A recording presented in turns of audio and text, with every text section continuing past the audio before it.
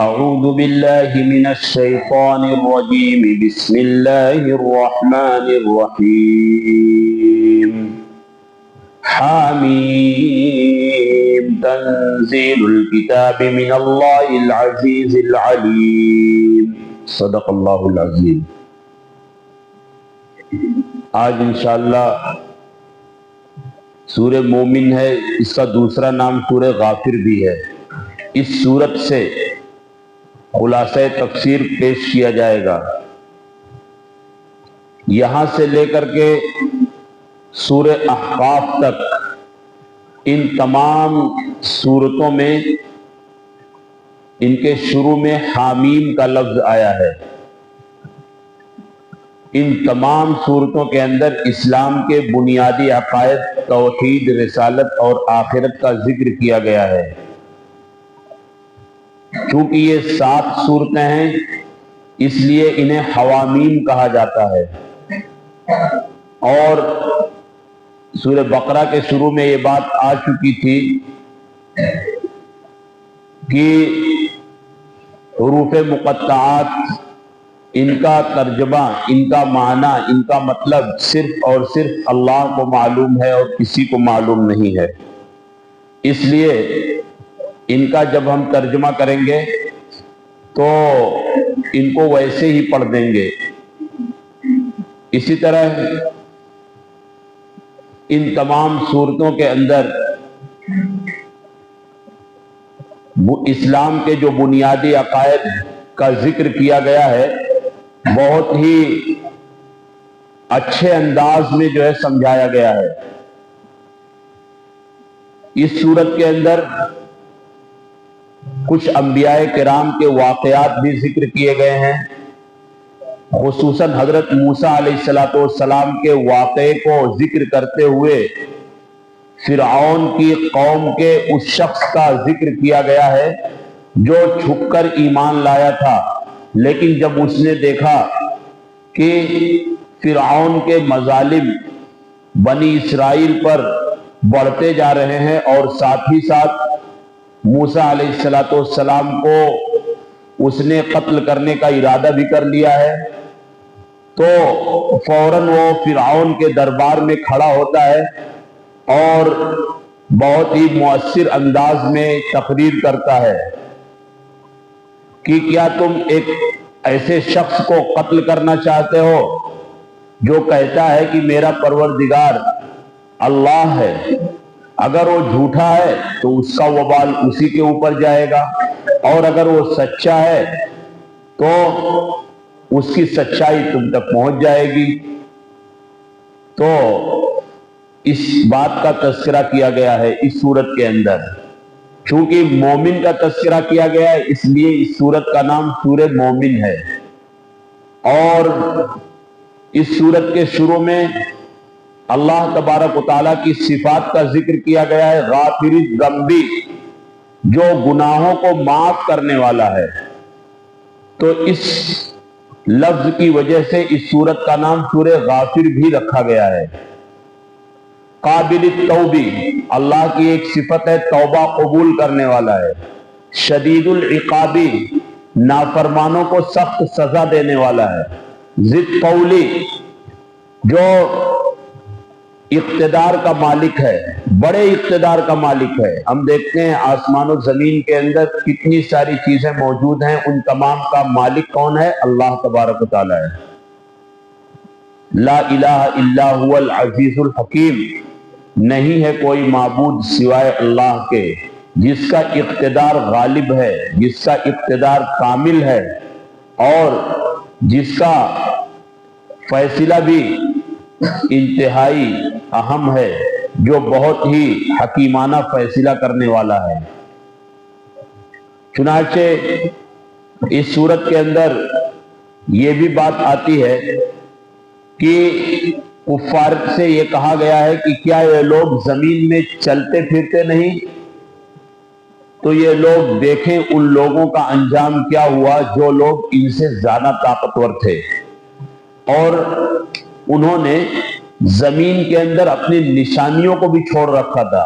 قوم عاد، قوم سمود، انہوں نے پہاڑوں کو تراش تراش کر بہت بڑے بڑے گھر بنائے تھے، لیکن آج ان کا کوئی نام لینے والا نہیں ہے، اور اگر ہے کوئی ان کا نام لینے والا، ان کا نام اگر لیا جا رہا ہے تو اچھائی کے ساتھ نہیں لیا جا رہا ہے، بلکہ ان کا نام جو لیا جا رہا ہے وہ ظلم کرنے والوں کے جیسا نام لیا جا رہا ہے کہ یہ لوگ ظالم تھے، یہ لوگ ناسمجھ تھے، یہ لوگ نافرمان تھے، اس طرح انہیں کہہ کر پکارا جا رہا ہے۔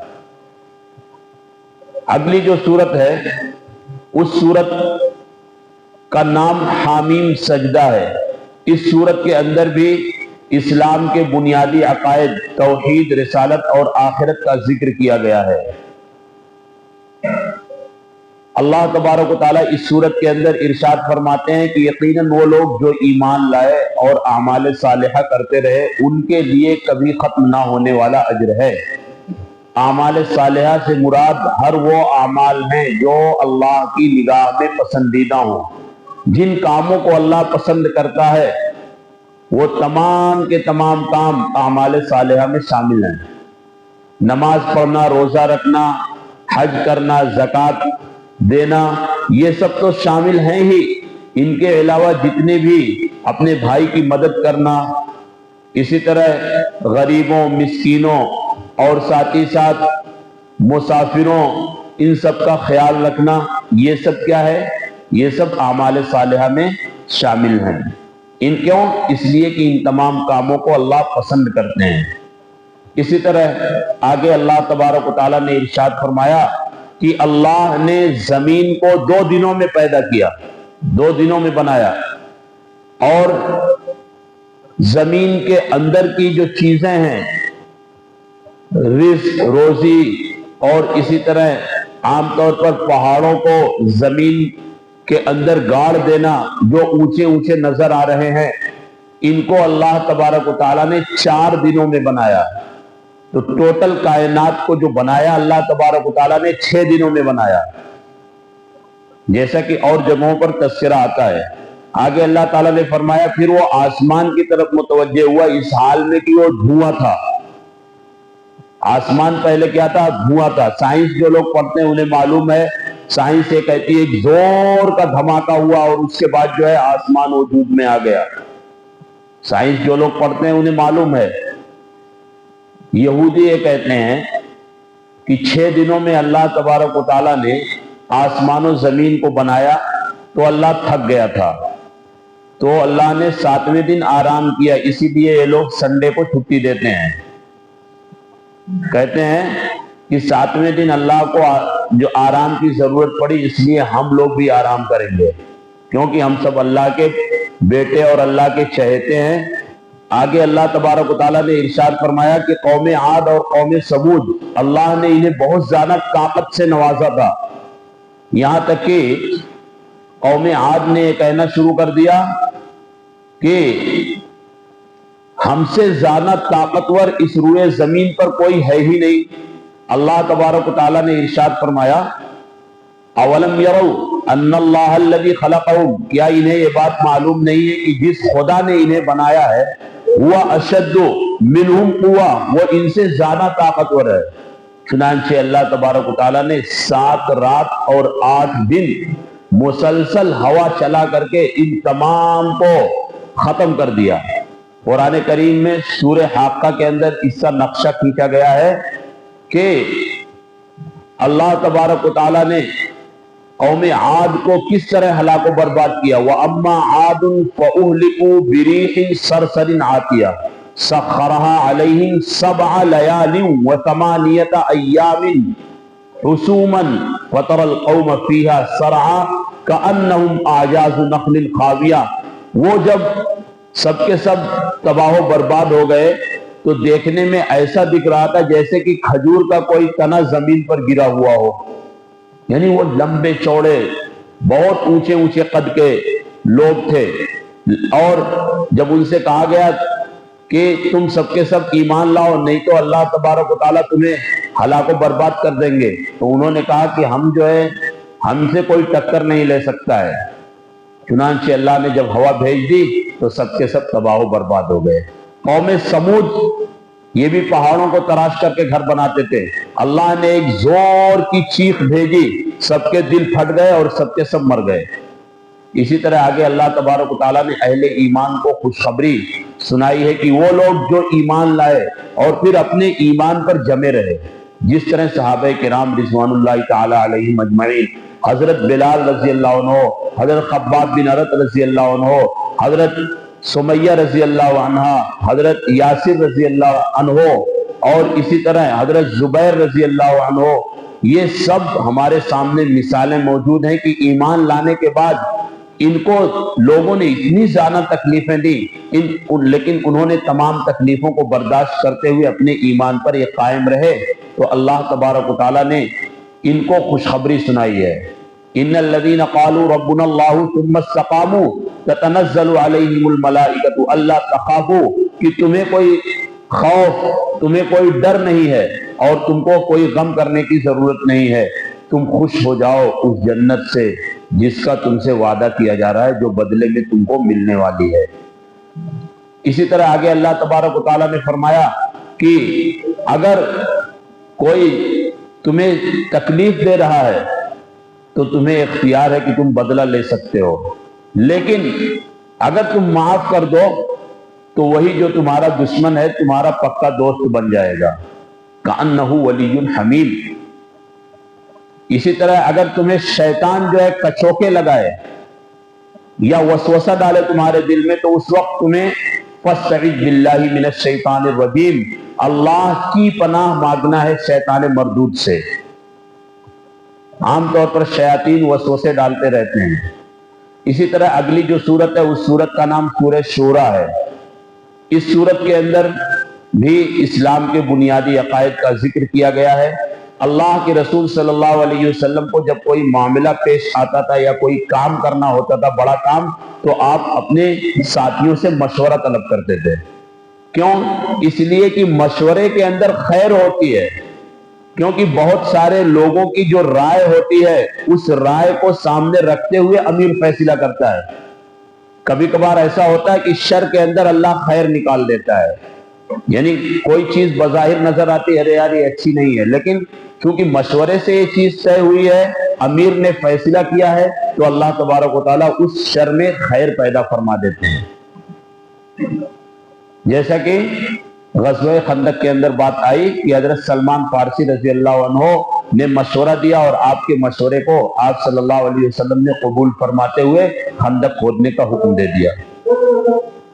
اسی طرح آگے اللہ تبارک و تعالیٰ اس صورت کے اندر فرما رہے ہیں کہ اللہ کے قبضے میں ہے اولاد دینا.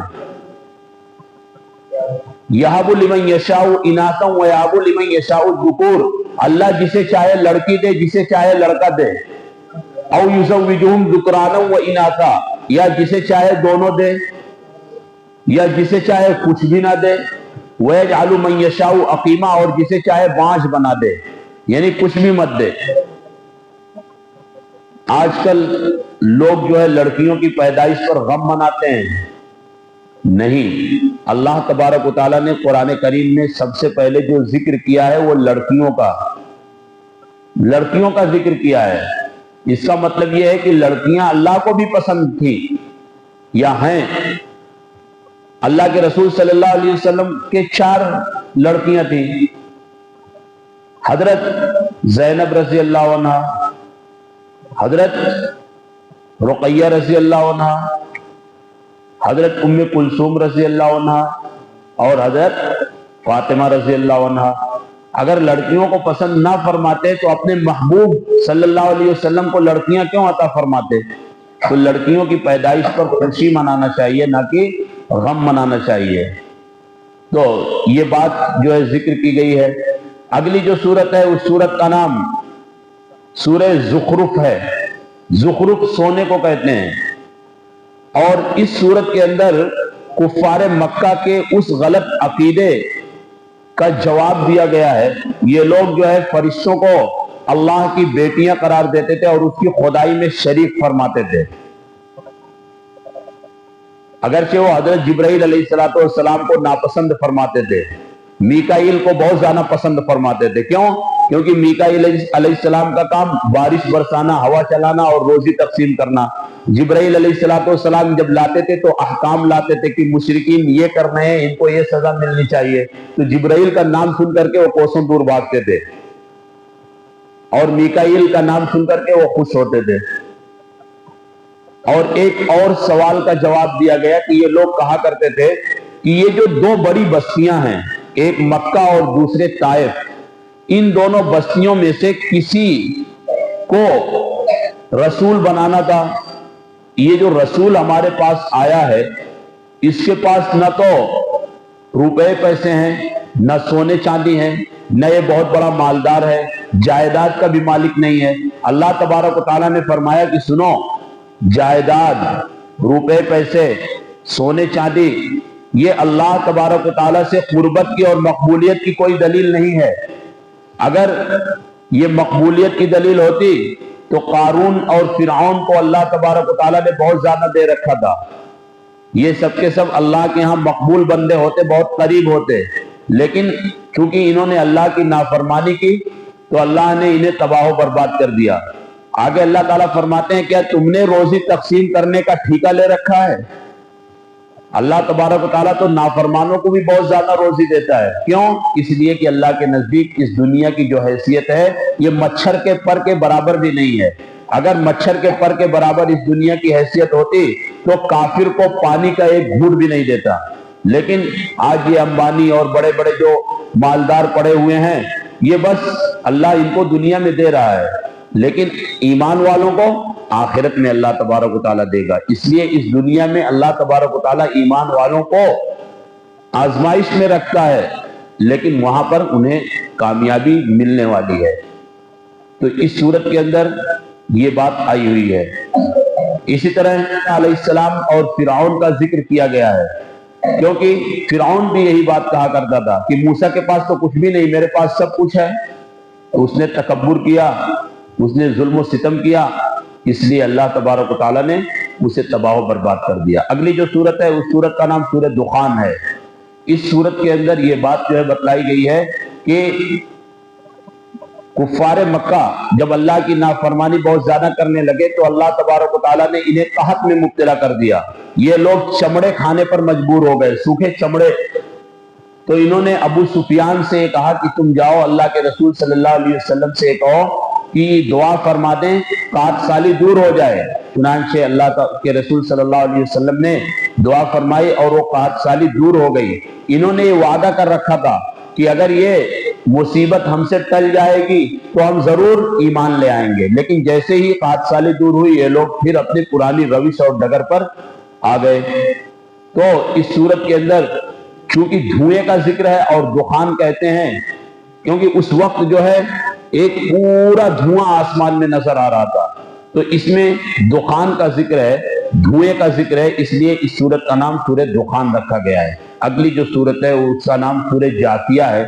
सूरत जातिया के अंदर तीन बुनियादी, वही इस्लाम के तीनों बुनियादी अकायद, यानी अल्लाह तबारक व तआला ने कायनात के अंदर फैली हुई निशानियों को खोल खोल कर बयान फरमा दिया, और दूसरे आप सल्लल्लाहु अलैहि वसल्लम की रिसालत को कि देखो वो जो पिछली किताबें अल्लाह तबारक व तआला ने उतारी हैं, उन किताबों के अंदर भी इस रसूल का तस्करा है। इसी तरह जो तीसरी बात है आखिरत, आखिरत के ताल्लुक से इसमें बहुत ही तफसील के साथ बयान किया गया है, और ये लिखा हुआ है कि जिस दिन क़यामत कायम होगी तो तमाम के तमाम लोग घुटनों के बल उसकी घबराहट की वजह से बैठ जाएंगे।